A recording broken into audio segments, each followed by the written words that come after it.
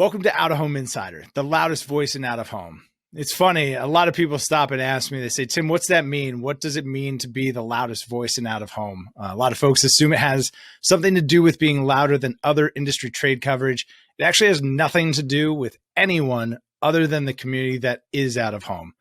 Whether you're a big operation, a small operation, have unique marketing insights, or a ton of out-of-home expertise, this is a platform to help the community grow, the community to learn. So I invite you to subscribe, follow, share.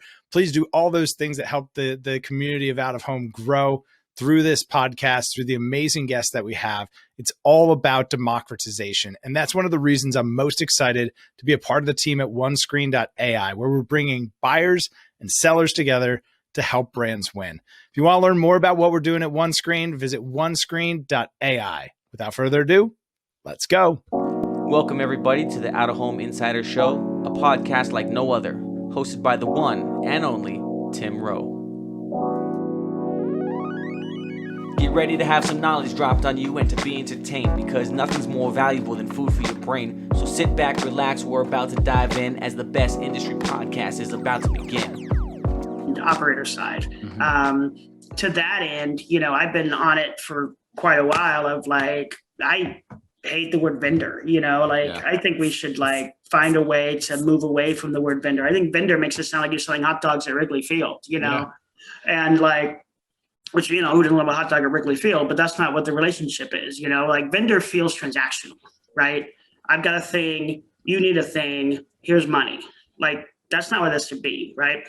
And I think we get bogged down in that a lot. And I think you're starting to see, it's been interesting to me to see people move back and forth more often, right? So you have people, really great, talented people like Lena out here in LA, who she was at Kinetic, and then she went to the vendor side, and then she went back to agency, and now she's back to the, I just use the word vendor, back to the operator side, and I think we're seeing that more and more, right? And I think that just speaks to, there is a lot of fluidity. And I think that agencies, it's interesting on this side of seeing, as I'm interacting with more agencies, obviously more agency people, and we'll send something proactive and the response is this is great, thanks so much. If the client ever asks for this, we'll send it to them. And it's right,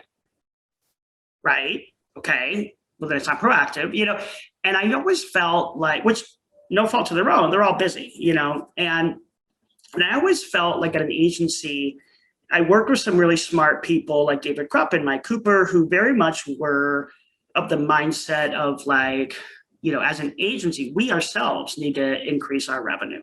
And we need to do that from a proactive standpoint. And I think, I think that comes with a lot of sort of transparency. I think agency leaders should be transparent and directional with their staff in terms of having those conversations. I think one of my first experiences was I was working on Discover Card at Kinetic, and with David Krupp and Miriam Milkowski and a lot of great people. And Discover Card had just signed on to be the official sponsor of the Orange Bowl or something, whatever year that was, 08, 09, we're talking 10 years ago, right?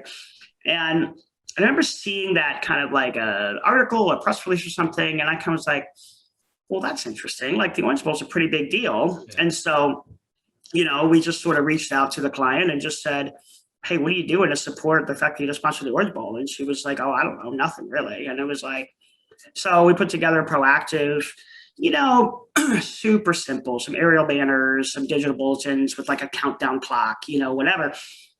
And they loved it.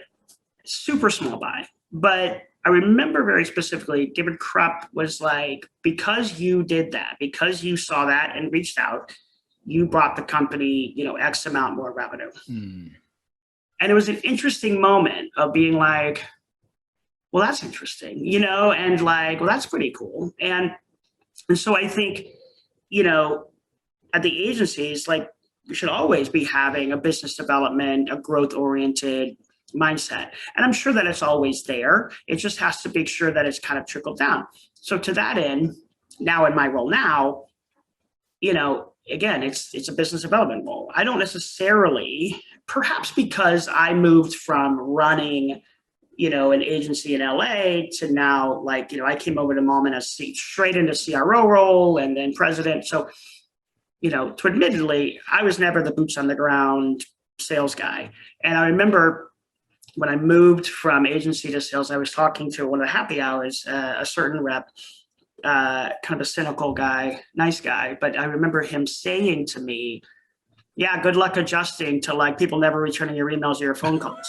And I just was like, well, I've been getting that on the agency side like my whole career. Like we send a plan to the planning team and they don't reply. They don't say thank you. We send something to the client and they don't reply. Like we're all dealing with the same things. And I think it's kind of like we spend a lot of times talking about the perceptions of how our jobs and our lives and our companies are different. And I think we need to spend more time talking about, we're all really pretty much the same, Yeah. That makes sense. No, I think it makes perfect sense. And so outside of the podcast, and right now I'm just recording for posterity's sake, so I can go back and go through and find a really nice list of questions. Right. So the podcast, I started the podcast when I was at Adams and, got furloughed because of COVID and position was eliminated, but ultimately have ended up at a really exciting tech startup in out of home. And like, we just get to collaborate with people because we're not an agency. We're truly building like a two-sided marketplace so that we can help with the discovery component and show brands kind of what's possible and then introduce them to the right people, right? Bring in agencies that make the most sense for the client or show them, different types of inventory. And we've gotten through that. We've gotten to collaborate with a lot of people already in just, a few short months. Do you think that, like, from a collaboration standpoint, I'll ask it the way that I'm really trying to ask it. You got OAAA and Geopath seemingly like getting divorced right now. Right. Like there's clearly this fractured thing a week before the conference. Who has to take the lead on this? Like just getting everybody on the same page. Yeah, I mean, I think that I can see that. I don't necessarily think of it. I think it's an overstatement to say they're going to divorce. I think that they do need to align on some messaging. Yeah. I think the OAAA, the measurement standard, I think there's something to be said for, it would have been a whole lot cooler if it was a OAAA and Geopath, like we collaborate, we came together. I think the OAAA is probably have seen moments of it going through a little bit of a evolution. I think going from Nancy was great, but she approached it. I think it was very much like a administrative, a lobbying, and advocate. And I think Anna has taken it in the direction of innovation and what should we be doing and how can we better sort of elevate out of home as a whole. Mm-hmm. So I think, and I've had a couple text messages and things about, and comments and questions about what I think of the new measurement standards. And I think I'm not going to focus too much on the, likelihood to see versus opportunity to see. I think the point that I think OAAA is trying to make is I've been in the room enough times through my agency career to see firsthand the way clients and the data guys at agencies discuss and think about out of home and the media mix modeling. And time again, I've heard clients talk about, we rely heavily on media mix modeling, but then out of home never really performs well. And so then, then we make a decision of whether we're going to include out of home or not. And it's kind of like, so we're talking about data. We're talking about the use of data up until the point where the data doesn't help us, in which case we don't want to talk about the data. We want to talk about the creative, we want to talk about this. And I've always said, it's like, we need to be able to think about it's almost like as an industry, we're talking about different things. Like it depends on what lever we want to pull. Like, is it about consumer engagement? Is it about proximity to retail? Is it about, mass awareness, low CPM?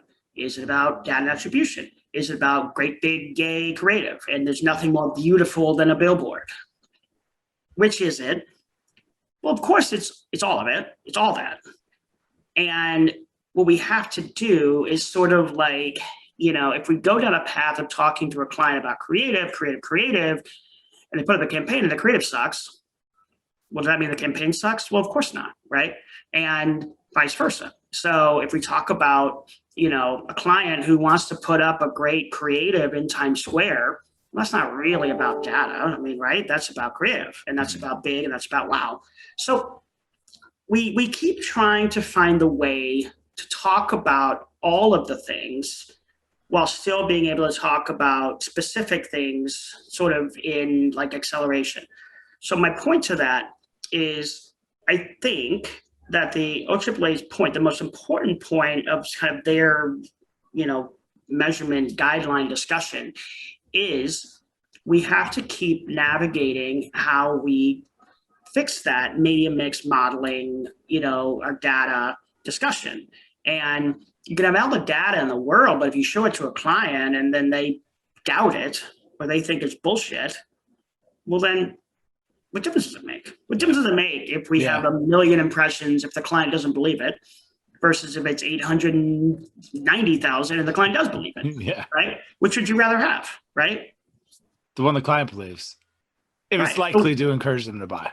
Right. The one that's going to actually make the impact is the one that resonates and that they believe and that plays well with others. We have to stop talking about this is our sandbox, and I think I've seen, I think maybe on your podcast, perhaps Laramie talked about this. Yes, he did.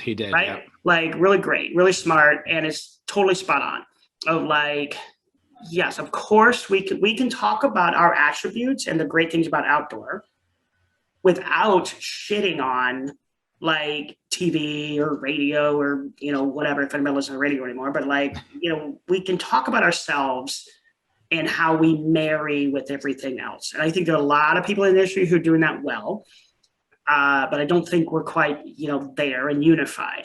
And so again, it comes back to the data guys at the agencies, at the client, at the media mix modeling of they're the ones who are sitting there and saying, okay, yes, we should buy this many TOPs of outdoor at, I believe in it. Great. They're the ones checking the box to say, we agree and move forward. And it's stuff that, when I was at Rapport, I try to make headway with, people like Initiative. Mike Cooper did a great job also with and Initiative to make headway. And, it just kept being kind of a circular conversation. And, I don't know, hopefully we can get there, but to me, that's the ultimate, unfortunately, the old school days of, of relying solely on the charms and wit of a sales guy, that's never going to go away. People are always going to want to give their business to people they like and trust. That's great. They should. But we have to accelerate the smart piece of that too. I'm stealing I think it was an old, again, I steal this all the time. I think it was an old David Kreplin. He just basically was he kind of said people want to do business with people that they want to get a beer with. And I've sort of taken that as my mantra as I've hired and brought in talent and cultivated talent is just smart people want to work with smart people they like and they trust. That's whether it's a plumber, an accountant, a guy selling billboards, it's all the same.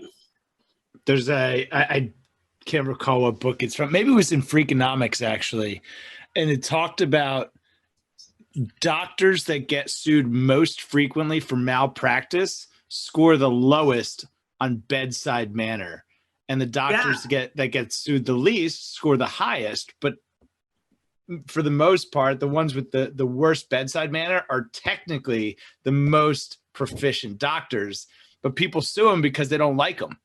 Not because they did the right? So the doctors most likely to get sued are the ones with bad bedside manner, regardless of technical. That's really, that's really interesting. I mean, I probably would say, across the board, if you're working in sales and nobody likes you as a human, well, you probably should be doing something else. Might be time to change careers. Might be time to change careers. But at the same time, the natures of things is like, I reached a certain moment of my career where like, I don't like some people don't like me. I sleep okay. It's all right. It just as long as, it's a whole lot more people like me than don't, I guess. Yeah, no, absolutely. How has it been adjusting to, running the sales side of the sales side? I've learned a ton. Like, I think the two things I probably would say, again, from a sales perspective, I don't know that I've seen that different. I think the two things I've seen different, one, being on the operator side and like communicating with the property owners and the developers, like that's been an eye-opening experience. Like I remember my first kind of meeting to try to convince a property owner, to do like some barricades or something. And that's the other interesting thing too. I probably shouldn't say, but on the buying side, I hated barricades. They always were more complicated than they're worth. And now on the sell side, I see how much interest other agencies have, and I'm like, great, So that's part of it too. My personal preference and my eye for what inventory I liked. Well, yes, I'm allowed to have that thought. And I think as we bring on new property or evaluate, I do think, okay, is this something, first I ask myself, and, is this something I like and I want to stand behind? And the second I ask the sales team, like collaborative, like, do you like this? What do you think?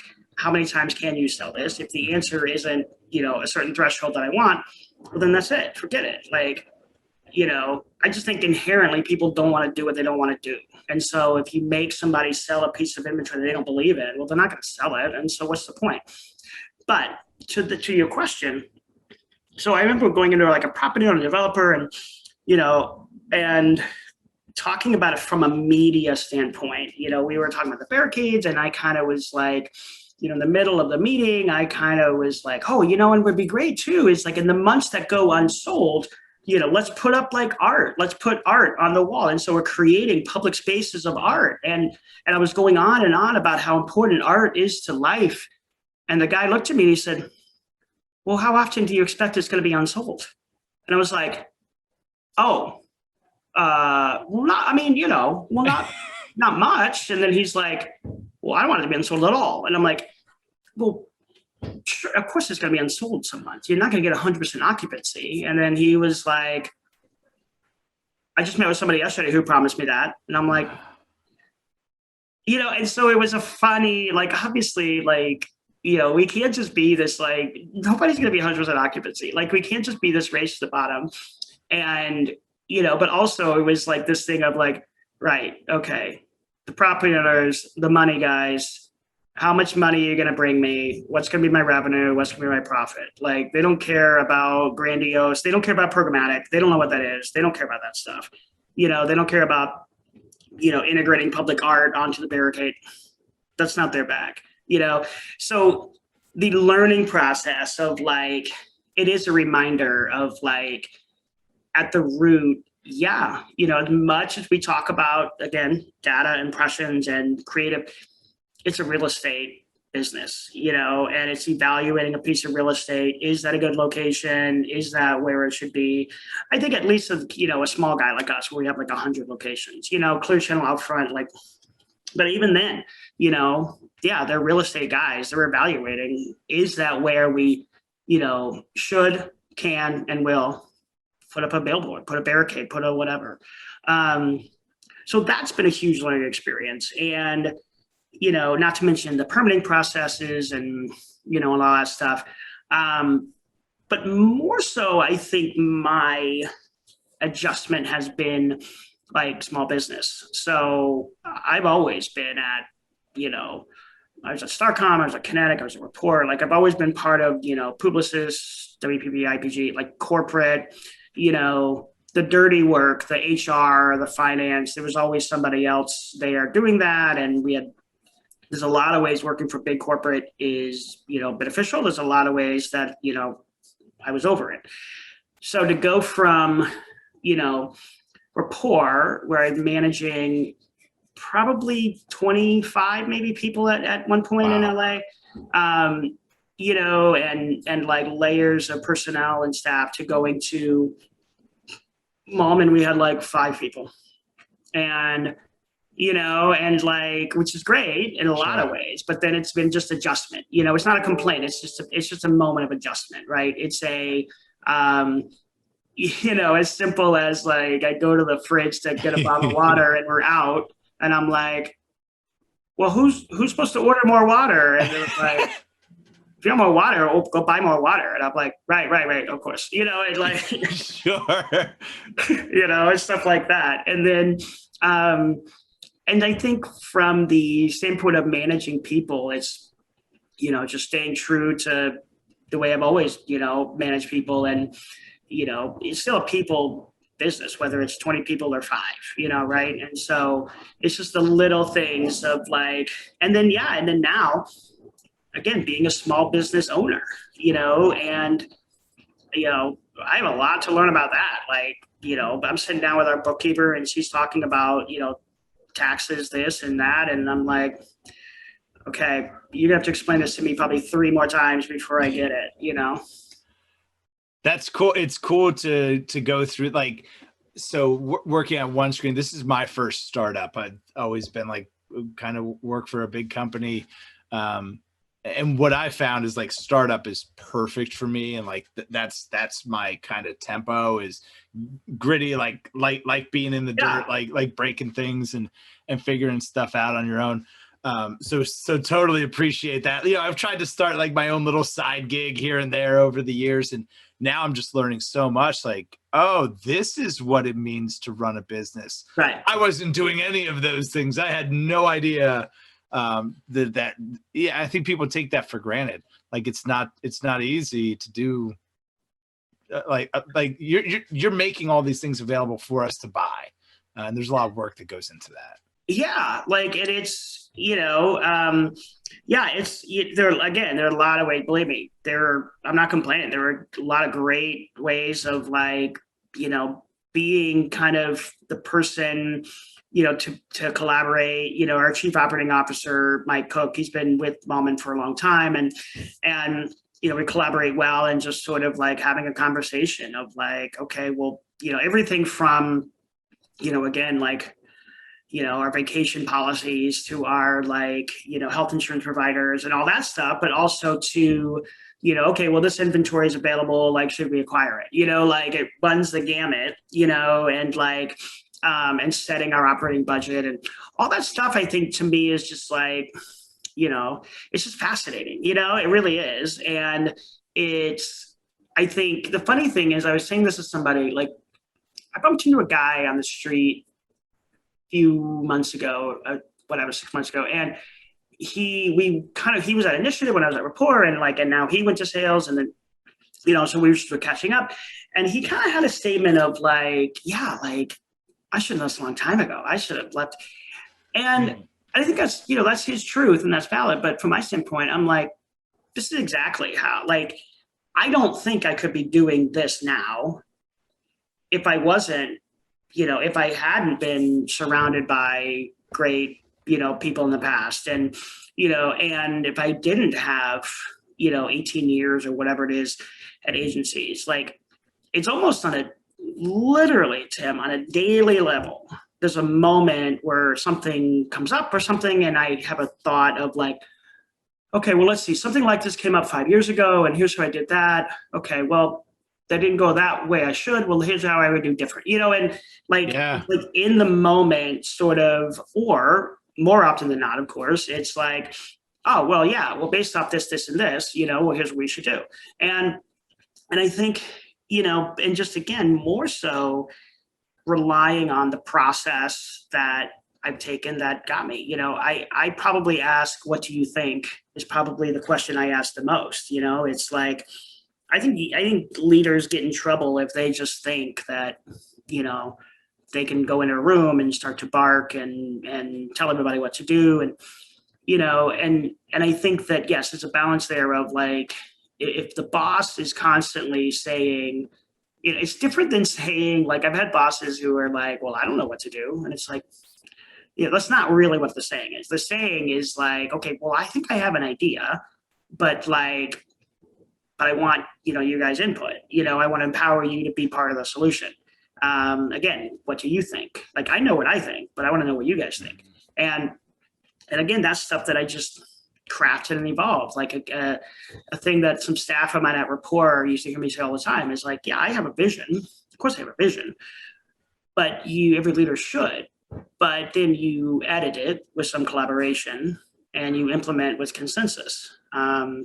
We just had I can't go into too much detail, I guess, but we just had a thing come up of a potential new build. And I sort of set in my mind, I'm kind of like a deadline oriented, like if you don't set sort of a potential end date, well, then it's just going to drag, right? And so you just sort of say, all right, yes, I want to do that. I want to do it by this date. So like, that's a goal. So 2 people, development guy, operations guy, like operations guy, well, what do you need from him to be able to have it ready in time for you to do your part, and again, that's all like, yes, there's nuances to that from an outdoor standpoint. And I don't know the answer to that, but the operations guy and the development guy knows that. What I know is if we get this done by this date, well, that's going to be a really good thing. And then to sort of manage the project in between, and so that's stuff that, again, that's all stuff that I think that's the process that I learned over, again, agency life. So those are little ways that it's not a ton different, I mean? It's like, that is specifically talking about, again, putting up a new structure, getting a new permit, whatever it may be. And that's the same as if a client comes and says, okay, I really want, a media plan or, give us a POV on blah, blah, blah. It's just kind of like get everyone in a room, a new client pitch. When I was at the agency, we had a new client pitch that they like, it was an auto company. They sent out RFP and, and it just was, we got everyone in the room and just was like, okay, you guys work on this section, you guys this section, you guys this section, let's get together on this date and then, allow time to edit. And, all that stuff is like, for me, it's fun to get shit done, Yeah. I couldn't agree more. The last couple of weeks have been very busy, which is awesome. And we've shipped a lot in like terms of like the things that drive the revenue. But then like in the back of my head, from a marketing standpoint, I'm like, I'm so far behind on marketing stuff and it's driving me crazy. Like, yeah. Because I need to ship stuff. Like I need tangible finished products to feel like, okay, I'm doing my job. How do you, this is just me asking from like a mentorship. How do you manage like that stress of when you have things, but there are other things that are a higher priority? Is it like, do you give yourself permission? Is it like an active exercise? Like, do you have any kind of coping management things for that? Yeah, well, I mean, look, that's always the thing, right? Is when you get to a moment of like conflicting priorities or, there's more things to do and there's time to do it. That's all like, yeah, that's some deep stuff that I think your word permissions is a good one. I think that there's a few sort of things that sort of hover and maybe there's a Venn diagram that they all intersect, but one of them is, done well is better than like not done, like, or maybe a different way to phrase that is like done on time and done well is better than done late and great, right? Mm-hmm. So yeah. Again, I had some staff great staff member who we talked a lot about. She got into like perfection paralysis of like, she would consistently be late on a plan delivery. And it, every plan was like the best plan she's ever done. But I'm like, yeah, I know that, but you got it like a day late. Like, and like we talked about, like she would spend like 80% of her time like thinking about the plan and then 20% doing. And that's noble, as long as it's done on time. Right. Mm-hmm. And so So I think there's that. I think there's also a control where you can control sort of a thing, right? And stay in your lane. These are all kind of buzzy catchphrases, but I do think they have meaning. I read great book I reference all the time, The Obstacle is the Way by Ryan Holiday. He's like talks a lot about I'll send you a copy. He talks a lot about like the Stoic philosophers and how how to integrate that into business and stay present, control what you can control, and sort of take every moment within the moment while acknowledging that every moment is going to build. Prepare for what could be here, but allow yourself to kind of like deviate along the way while still knowing when you're going to go, right? So, but the day-to-day of like, like I'm trying to finish something and then a guy calls and I'm like, oh crap, I'm supposed to call him back. Like, I don't know, there's not always a magic bullet for that. It's just about staying calm in the moment and just sort of being able to, get it done. There is, I think it's called the Eisenhower principle, maybe, where it's like important and urgent, important, not urgent, not urgent, not important. Okay. I forgot the other quadrant, something like that. And I think, that's just old school stuff, right? Make a list and check it off. Again, so much that I learned from other people along the way. There was a gal I worked with in Chicago, Kinetic, and she made her to-do list. First thing she did in the morning, she made a to-do list. And she said, I'm going to do these 5 things before I take a break for lunch. And then when I come back from lunch, I'm going to do these 4 things. Anything that comes up within the day, it can wait, and just a very like regimented that works really well for her. And other people like, they're kind of like, well, I think I've had other staff who worked for me who admittedly, the agency, the client would say, every time we send an email, we expect an email back within the hour with either an answer or at least a reply to say, we're working on it. It's like, okay, that's a bit much, but sure, I guess, and just kind of like navigating that sort of a, process with that agency person and kind of saying, look, what do we think? What's doable? Can we at least just send the, yep, received. I'll get you an answer by tomorrow. I think it's also about managing expectations. In addition to the word vendor, I'd also like to ban the word ASAP, right? Like ASAP doesn't really mean. Yeah. Right? Yeah. It's kind of been bastardized a little bit. It doesn't really mean like, I literally have said clients like, in my mind, if I say, I'll get you ASAP. Yeah. That for me, that might be next year. Right. What's possible? Well, someday. Does someday work? Someday's good. But I've had clients, and that was on me. Like, again, I would say to a client, like, I'll get this to you ASAP. Like 2 hours later, do you have it yet? I'm like, okay. Like, we needed a chart, like what ASAP means. Right. And like ASAP, well, that doesn't really mean anything, right? So it's, yes, I can work on this. I will get this to you in 2 hours. I'll get this to you in 2 days. I'll get this to you on Wednesday. I will buy a hamburger today and pay for you Tuesday or whatever that old Popeyes line is. Yeah. So we will ban the word vendor ASAP. Yeah, exactly. That sounds about right. As soon as possible. And again, the last thing is just, if everything is urgent, well, then nothing is urgent, right? Absolutely. I couldn't agree. If everything is now, well, that's not real, right? So if you want everything now, well, then some of it's going to be late. Mm-hmm. Well, so then just agree to have it late, which means I'll get it to you tomorrow. Right. Which means it's on time if we set the right expectation. Right, which means it's on time. Right, ASAP. Right. Glenn, want to be respectful of your time. I see we ran over a couple minutes. Is there anything that you want to talk about, or any initiatives that Moment has, or anything that's like big pressing on your agenda? Because that's ultimately, the show is a platform for the industry. So anything that you want to talk about. No, I mean, I think, look, I think that what I think Malman is at an interesting moment. Like, so it's a 30-year-old company. It was run by Richard Malman, hence the name of the company.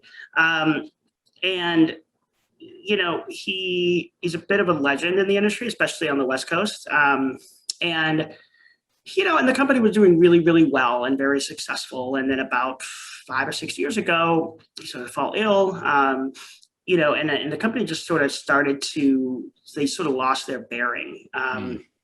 For no fault of anybody in particular, right? It's just that life, right? And I think what they got caught up in is if you're not moving forward, then they're drifting backward, right? And so there are ways that, I've felt that, the company has had great people in their, currently at the company and in the past. And so the ways that I had felt that, well, me coming in as kind of an outsider, only with the company for a couple of years, is it fair, right? Is it appropriate for me to be the person to then start to run it? But then at the same time, I've kind of felt, well, that's exactly what makes it, right? Like a company can be like a house. Like it's a 30-year-old company, just like a 30-year-old house. There can be great bones and then just some wobbly pieces, and you just need somebody to come in and kind of tweak it and reconfigure it. And so we're at this moment of sort of, evolution, right? And what do we want to be and who are we? And we went from about 50 locations across 3 or 4 markets when I started to now, either sort of owning or repping about 150 locations across 12 markets. And I think that's a sheer, again, just sort of putting some new energy behind it and sort of looking at where we want to be. And some of that, yes, and admittedly, a lot of that has been accelerating our sort of rep model, our rep business. It's not a new model, of course, but it's just sort of elevating that, taking that in a different direction, and kind of looking at everything that we rep, everything that we sell. There's at least some level of exclusivity. And I remember in particular, my first kind of road show there. It was one of these things. I went to New York, 10 meetings in 3 days kind of a thing. And, one of our walls, our favorite wall in San Francisco, I put it up on the screen. We're talking about it with the agency, whatever. And an agency buyer said, "That's not your wall." And we were like, well, yeah, I mean, we sell, we rep it, and she said, "I've seen that wall from 4 other people in the last 2 weeks. Like, if the rest of your stuff is like this, I'm out of here." And, and of course I was like, okay, lady, like, give me a break. But right. One, don't be a jerk. Well, I'm not gonna, yeah, but more so, Sure. She's right. More so, like, she definitely was right. I was like, what are we doing? What is this? Like, and is this what I want to do? Is this like, again, staying true to myself as a buyer? I never liked that model. Like, I wouldn't have said that in particular, but maybe I would have thought that, if somebody was like, and similarly, I never liked the model.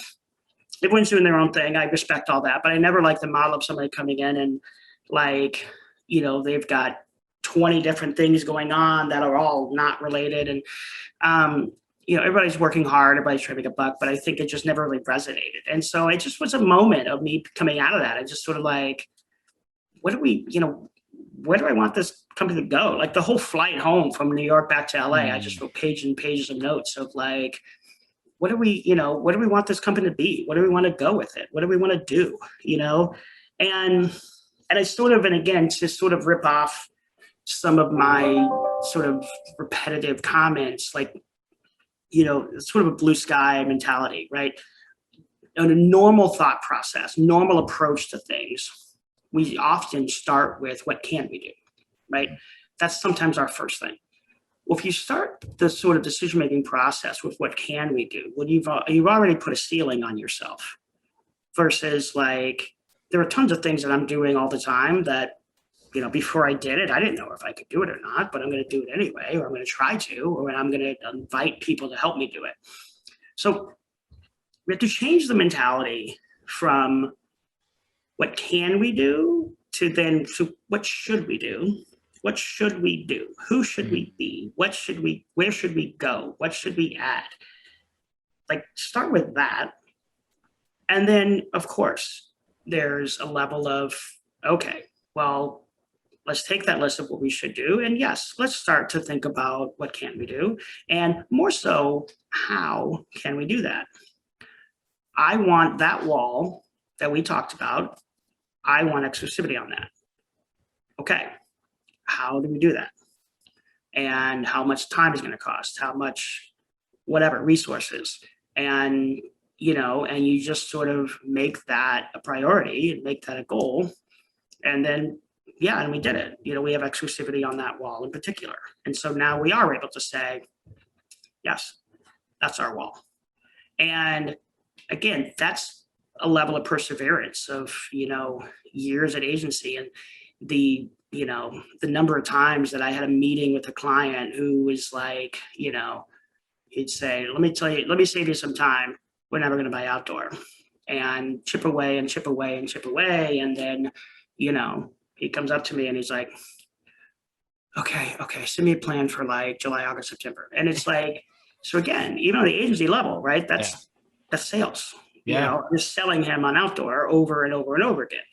I wasn't talking about a specific board or whatever. It's about the concept of outdoor. And then they did, in that instance, 10 years ago, whatever it was, they did like the guy who had told me no 5 times. Well, he did like $1 million buy, and like, it's the same thing, Yeah. No, I love that framework of starting with what should we do versus what can't, right? Because you're right. Can is very limiting. It's what can I currently do today? What am I capable of today? And that's the high watermark. Right. Versus like, if I could just do anything and I had all the resources and all the skills and all the talent and the laws of physics didn't apply. Right. What should you do? What should you do? What do you want to do? And how do you make that happen? What's realistic? Some self-editing is necessary, like every new opportunity that comes across my desk to acquire whatever, I'm like, well, that looks good. Let's do it. It's like, okay. Hold on. Like I could totally sell that. I know someone today who would buy that. Right. Right. And it's like, and you surrounding yourself with the people of like, well, hold on, like, let's, if we do that, well, then we can't do that, and that. And it's like, fine, you can't do everything. You can't do everything, right? So there's some self-editing. Because I'm that way. Like I see the possibility in everything. That's why I'm so grateful for having my CEO and CRO to be like, okay, cool, but like let's turn it upside. Right? They see things differently. Let's turn it upside down. Let's actually see like, totally. And some things will work, and that some things then I get even more excited about. Like, oh wow, I didn't even think about that. And others I'm like, oh yeah, there's probably a better idea we could go with. Yeah, and that's a great. Yeah, that's the power of collaboration. That's the power of the words, what do you think?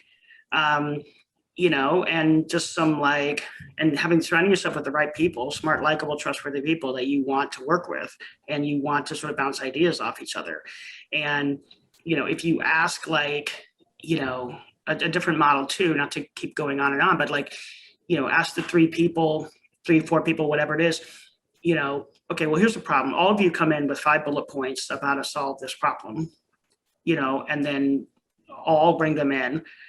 If you ask 3 people to bring in 5 bullet points of how to solve a problem, the 3 people are probably going to have like, probably 5 of those 15 are going to be the same. Mm-hmm. Like, they're going to all have kind of the same, write down the same thing. Great. Well, that's your base. And then it's going to be, okay, well, I like half of your idea and half of your idea. Well, let's talk about, can we blend those two, and all about collaboration, all about, putting your energy force around communication and the people that you work with, and you do that, you do it the right way. Well, then, you got nothing to lose, right? Skies above, blue skies ahead. Amen to that. Amen. All right, man. Good. I really appreciate it. I'm going to go back, get a bunch of good questions. I'll get you a list, and then we'll put some time on the books to look, this was great. I mean, take a look at it, do some editing. If you feel like Yeah, we could be close. Yeah, do some editing and see what you think. And if there's a couple more follow-up questions you want, then I'll wear the same outfit, and so we can like splice them together. Deal. All right. Awesome. All right, Thanks so much. buddy. Have a good weekend. We'll see Cheers. Yeah, have a great Quarter weekend. century, I finally came to my senses. I finally got my hand up on the tinted Benz, kid. I see the world clear through my tinted lenses. With the dream and the drive, the possibilities endless. Now print that, send this all the way to Tokyo. Take a trip down south, down to Mexico.